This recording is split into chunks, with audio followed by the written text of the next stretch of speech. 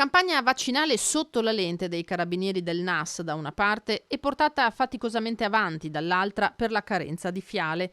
Si continua a eseguire circa 4.000 vaccinazioni al giorno, quando, con le strutture messe in piedi, se ne potrebbero somministrare il doppio, ma anche per la prossima settimana non ci si aspetta grandi forniture di siero. Noi dovremmo avere circa 21.000 dosi di Pfizer che arrivano mercoledì mattina e circa 3-4.000 dosi di AstraZeneca e niente altro. Rischiamo martedì di non fare la seduta perché non abbiamo più dosi.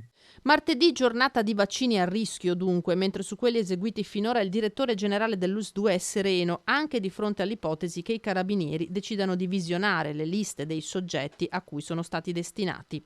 Noi siamo a disposizione comunque, so che i NAS stanno valutando in tutto il Veneto queste liste. Io le sto raccogliendo anche per vederle, perché io credo dal punto di vista della, come dire, della congruenza di queste, ci sia tutta. Se poi per caso qualcuno, all'interno dei centri, questo non lo so, ma lo verificherò, ha messo dentro qualcuno che non era, ovviamente non aveva diritto, questo lo andrò a appurare, però mi sembra impossibile. Né il personale del tribunale né della prefettura è stato ancora vaccinato, chiarisce infine Benazzi, e qualcuno manca all'appello anche tra le forze dell'ordine. Ci siamo dimenticati chiaramente delle forze impegnate all'interno del carcere, che comunque andremo adesso, appena ci arriverà del vaccino, andremo a fare anche loro.